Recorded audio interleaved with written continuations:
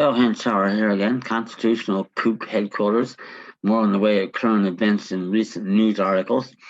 And from where else but the New York Times? All the news is shit to print. Out there calling for non citizens to have the quote unquote right to vote. You would, in fact, they do know better. They have to know better since they're agents of the New York banks are just down the street there at 120 Broadway, New York, New York. They have to know damn well that's the only individuals we have had voting, quote unquote, in these non existent elections for 160 years. Non citizens. Short reason for that is the ratification, quote unquote, rat in capital letters, of the non existent 14th War Amendment violated all six articles of the Constitution and was contemporaneously held unconstitutional by the 9 farts, aka the U.S. Supreme Court, and ex parte William H. McArdle 7 Wall 506, but they were not allowed to announce that opinion. Had that happened, it changes the course of American history. Those of you who don't know, and I talk about this frequently in my videos, the non existent 14th War Amendment, the secret agenda, among other things, was to make citizens out of artificial corporate entities. Had anyone been told that, that ratified the amendment, and it wasn't lawfully ratified, a video for another day, it wouldn't have passed even in the states north of the Mason-Dixon line. What it did was destroyed the states. Now you have the national government telling the states who their citizens are going to be and who makes up their citizens. And that opens wide the gates, especially of the Congress Interstate Commerce Clause powers to take over everything, to the point where during my 7-month vacation as a political prisoner in South Carolina, a serious attempt was made by some jackass attorney just north of us in the Tar Heel state to claim for a transgender entity, whatever the hell that is, that they had a right to select their public bathroom because taking a crap in a government funded bathroom affects interstate commerce. If that's how far along we are, there can't be any states remaining that were admitted into this union. And in fact, there haven't been any since 1868 when the ratification of this stupid ass amendment was announced. That's all we have are non citizens voting. That's one of the biggest changes we can make to get back our nation and republic once and for all.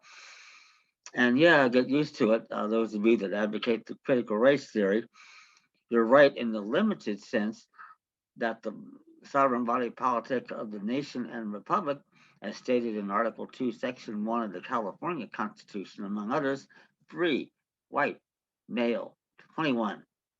Get used to it.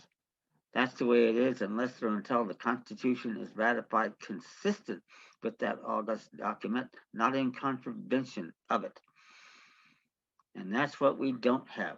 No recognition of white citizens at all. And the reason for that is that if the New York bankers allow that to happen, now a lot of other people, including Asians and Africans, are going to suddenly have enforceable rights that they can go into court and not have to use these BS civil rights statutes. That the only way you can win is if the government has to make it look good. CEG Rodney King, to name one. They're absolutely worthless.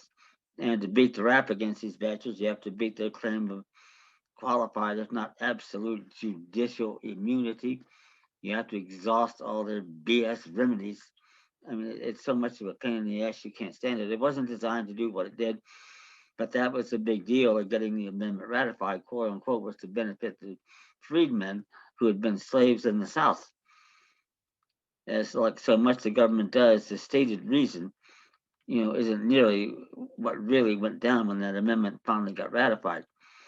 In fact, as T.J. Eliot, T.S. Eliot, once phrased it, the greatest temptation is the final treason, to do the right thing for the wrong reason. All they were doing was benefiting artificial corporate entities and making it look real good to the public as to what the agenda apparently was. The net effect of this amendment, and I've said this in my videos too, yeah, it made all of us equal, not by raising the freedmen to the level of state citizens, which could not be done the way this amendment was done, but by relegating all of us to the status of slaves.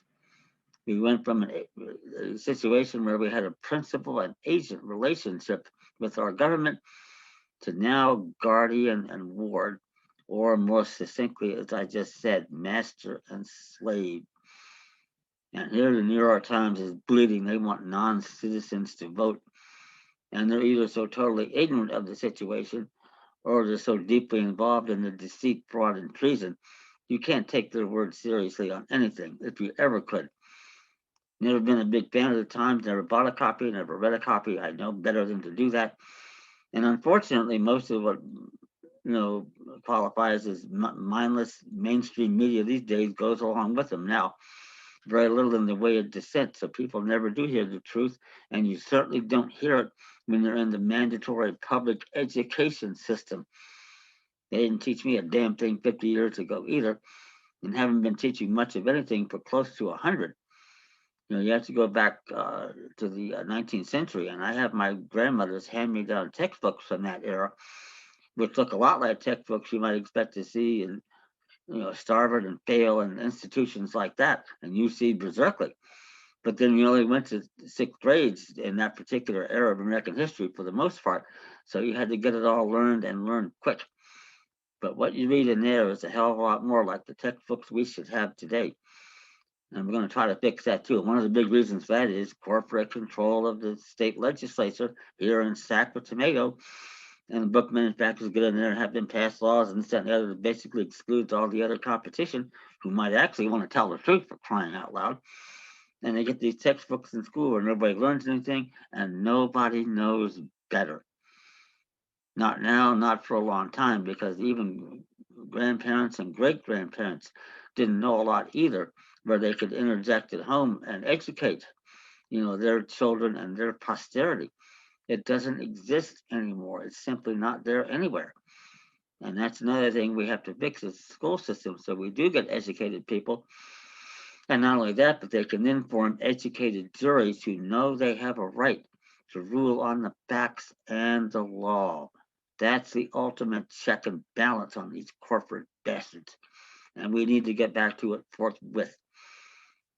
Well, I've gotten a little away from the mainstream here, but the point of all this is that, if we don't take action now, especially, as lawful de jure, just sanguinis, free white state citizens, stand up for our rights and do our duty, we are going to get lost here. And we just can't have that happen. And yet that's what all the mainstream media wants, what the New York bankers want, makes it easier for them to totally take over, and they're well on the way to doing it, especially with this COVID crap that's ongoing. But we are in the one nation and republic in all recorded history where there is not only a chance to do it, but I believe, as I've said in recent videos, that the Supreme Court may be finally ready to do its sanctimoniously self-declared duty to say what the law is. Marbury v. Madison, 1803. Haven't done it in 160 years. But I believe, among other things, that the Biden court packing plan, especially if implemented by executive orders as the commander-in-chief of the armed forces, will make it clear that even the U.S. Supreme Court is not a judicial court. And yet, that's the only such court ordained and established by the Constitution at the time it was adopted.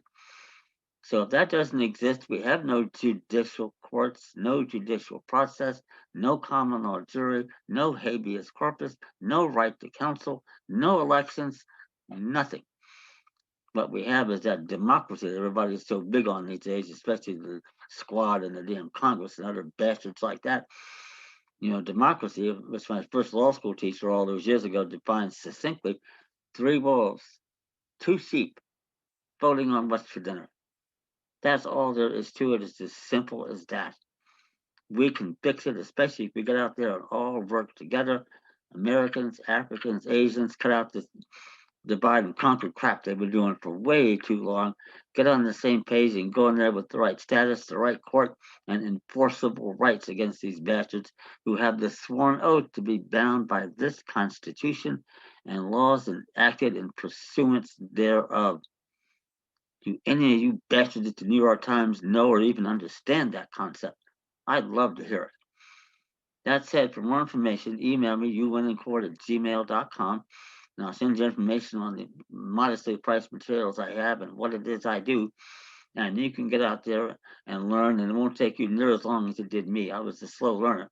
I got it right eventually, but it did take a while. And you can then teach your children and your posterity the better to keep us all out of the clutches of these corporate raiders. That's what I dedicated my whole life to. 5 decades, 15 years all in. I was put here to do this. It would have just been nice to have known that 50 years ago had I been taught in high school. It would have resonated then just as it has now. So go figure. Anyway, that said, like the video, subscribe, tell your friends and neighbors, get the word out. The sooner we start acting together, the sooner we put the bastards away. Thank you.